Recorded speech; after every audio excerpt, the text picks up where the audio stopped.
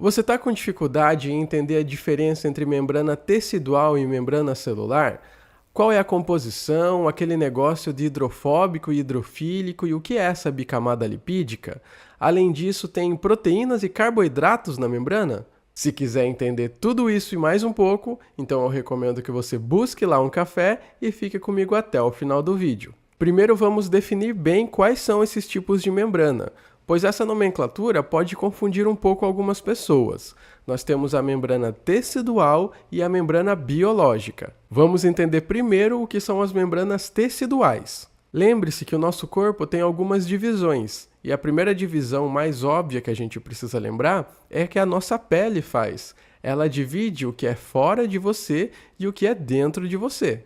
Então a gente pode começar pensando na nossa pele como se fosse uma membrana que faz essa separação da parte de dentro e da parte de fora. Dentro do nosso corpo nós temos mais algumas divisões, que são chamadas de compartimentos funcionais e são divididos em 3 cavidades. A cavidade craniana, que contém o nosso encéfalo, a cavidade torácica, que tem ali o nosso coração e os nossos pulmões, e também a cavidade abdominopélvica, que tem a parte abdominal e a parte pélvica. Essas cavidades são separadas por ossos, tecidos e revestidas por membrana tecidual. Tá ficando confuso? Calma que eu vou explicar. Olha só, lembra que eu falei que dentro da cavidade torácica nós temos o coração e os pulmões? Esses órgãos, eles são envolvidos por um tecido que são uma membrana. Essa membrana ali no coração é chamada de membrana pericárdica, ou saco pericárdico. E esse tecido ele pode muitas vezes inflamar e gerar pericardite, que acho que você até já ouviu falar. Essa membrana que parece um saco, ela é formada por um monte de célula que fica ali uma do lado da outra e é sustentada por um tecido conectivo. Tudo isso é a membrana tecidual. Mas quando a gente quer estudar a membrana celular, a gente precisa dar um zoom nessa membrana tecidual, isolar uma célula e a membrana celular é como se fosse a pele daquela única célula. Antes da invenção do microscópio, a gente não conseguia ver uma célula. Então a gente usava a membrana para determinar qualquer tecido que separava algum compartimento ou então envolvia ali algum órgão. Quando os cientistas conseguiram de fato ver uma célula, eles viram que ali na célula tinha uma barreira que delimitava e diferenciava o líquido intracelular, que está dentro da célula, do líquido extracelular, o líquido que está fora da célula. E se você quiser saber mais sobre isso, sobre o leak e o leque, é só clicar aqui em cima que a gente já tem uma aula específica sobre isso. Então a palavra membrana pode causar essa confusão porque ela pode significar tanto a membrana tecidual, que delimita compartimentos, envolve órgãos e é formado por um monte de célula e tecido conectivo, e a membrana celular, que separa o que é dentro e fora da célula. Beleza, a gente já falou um pouco sobre a membrana tecidual e agora vamos estudar um pouco sobre a membrana celular. Do que ela é formada? Para que ela serve? Primeiro, ela serve como um isolamento físico da célula. É ela que delimita o que é a parte de fora e a parte de dentro da célula. Pois a segunda parte que ela também faz é de transporte entre o líquido intracelular e o líquido extracelular. Então ela não só delimita o que é dentro e fora da célula, mas segundo, ela também faz o transporte entre essas partes, que a gente ainda vai ver nessa aula como isso funciona. Terceiro papel é na comunicação celular. A gente também vai aprofundar um pouco mais nessa aula, mas ali na membrana, na parte de fora, a gente tem algumas proteínas e carboidratos que servem como sinais, como se fossem marcas naquela célula, que aí quando tem algum agente externo, consegue, entre aspas, olhar para aquela célula e saber quem é ela e o que ela faz. Então é também bastante importante nessa comunicação, na parte de receptor. E a quarta função é na parte estrutural da célula. Essa membrana, ela tem muitas partes ligadas ao citoesqueleto da célula. Então, essa parte do citoesqueleto vai dar a forma estrutural da célula. A gente também já tem um vídeo aqui sobre revisão de organelas e citoesqueleto. Se quiser, também clica aqui e só assistir. Beleza, mas agora vamos dar uma olhada mais de perto nessa membrana celular. Essa figura do Guyton, ela mostra pra gente as estruturas da membrana celular. A gente tem uma bicamada lipídica, que são essas bolinhas aqui com as duas perninhas. as proteínas que atravessam a membrana e as proteínas que não atravessam. E a gente também tem esses carboidratos aqui, ó, que ficam em volta. E nós vamos discutir cada uma dessas estruturas.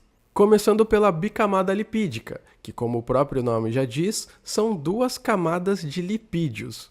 O principal lipídio que a gente tem ali é o fosfolipídio, que tem essa cabecinha aqui e essa cauda que você está vendo.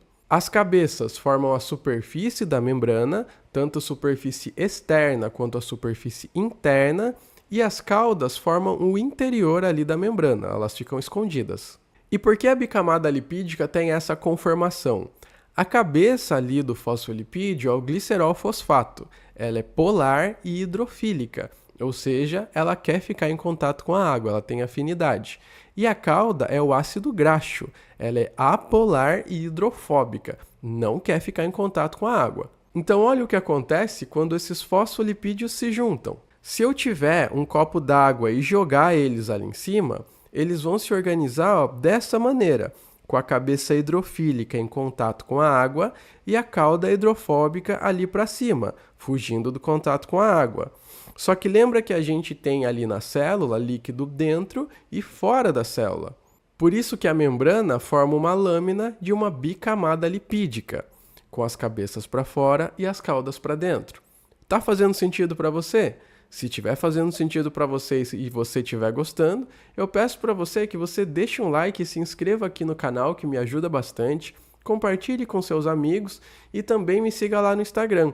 Eu sempre posto bastante material e agora eu também estou lançando um podcast. Eu gravo as aulas para você poder ouvir no trânsito, na academia, fazendo faxina, onde quiser.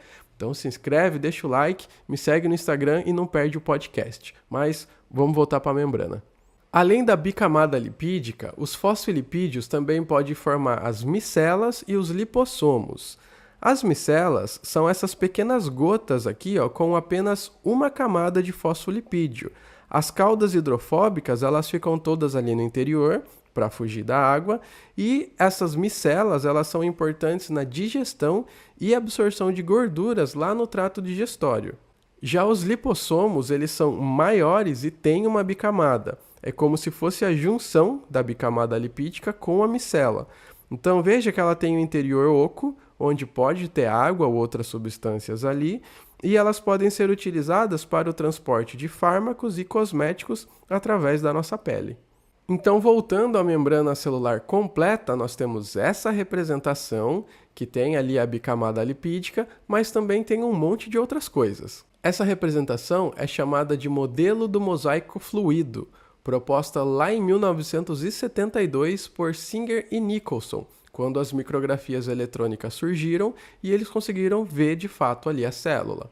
Veja que no meio da bicamada lipídica, entre os fosfolipídios, nós temos algumas moléculas de colesterol. Esse colesterol aqui, ele ajuda a tornar a membrana impermeável e também tem uma atuação ali na flexibilidade da membrana. O colesterol pode fazer movimentos de saltos entre os folhetos da bicamada, diferente dos fosfolipídios. Os fosfolipídios eles podem girar no próprio eixo ou também trocar de lugar um com o outro ali na direção só lateral, mas eles dificilmente passam de uma camada para outra. Então, nós já falamos da bicamada lipídica, o porquê ela é assim, do colesterol, qual é a função dele, e agora nós vamos falar dessas estruturas em azul claro aqui, ó, que são as proteínas. Nós temos basicamente dois tipos de proteínas, as proteínas transmembrana e as proteínas periféricas.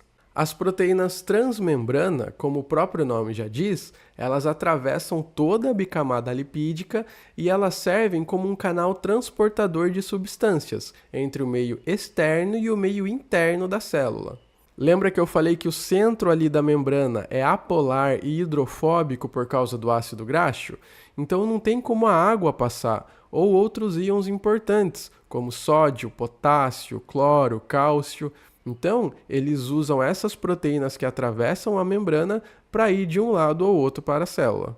Então, são essas proteínas que decidem quem entra e quem sai, e assim que é possível a gente manter diferentes concentrações de íons na parte de dentro e na parte de fora. O outro tipo de proteína são as proteínas periféricas. Essas proteínas periféricas, elas podem estar ligadas a um lipídio ou até mesmo a outras proteínas. E aí, quando elas estão principalmente ligadas a outras proteínas, elas podem atuar como enzimas. Além disso, elas também podem estar ligadas ao citoesqueleto, onde elas fazem ali uma parte de sustentação estrutural. E os carboidratos? Já falamos dos lipídios, das proteínas e agora falta carboidrato, né?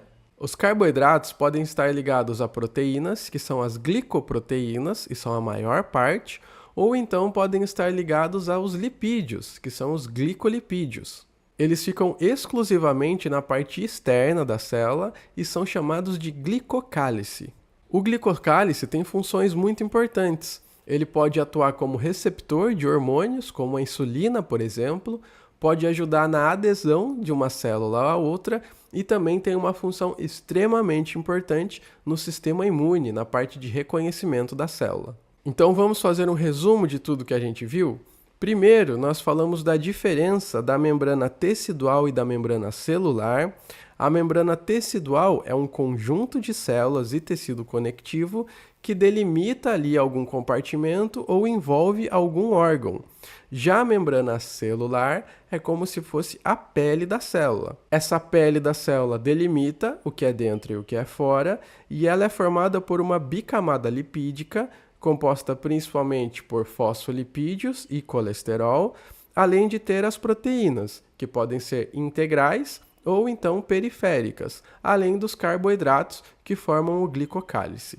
Se você gostou dessa aula, lembra de deixar um like, se inscrever no canal, que é para não perder outras aulas. Se ficou com alguma dúvida, deixe um comentário e também compartilhe essa aula com seus amigos, amigos da faculdade ou do trabalho, que você acha que possa se beneficiar com essa aula. Me siga no Instagram, ouça nosso podcast e eu te vejo na próxima aula. Até mais!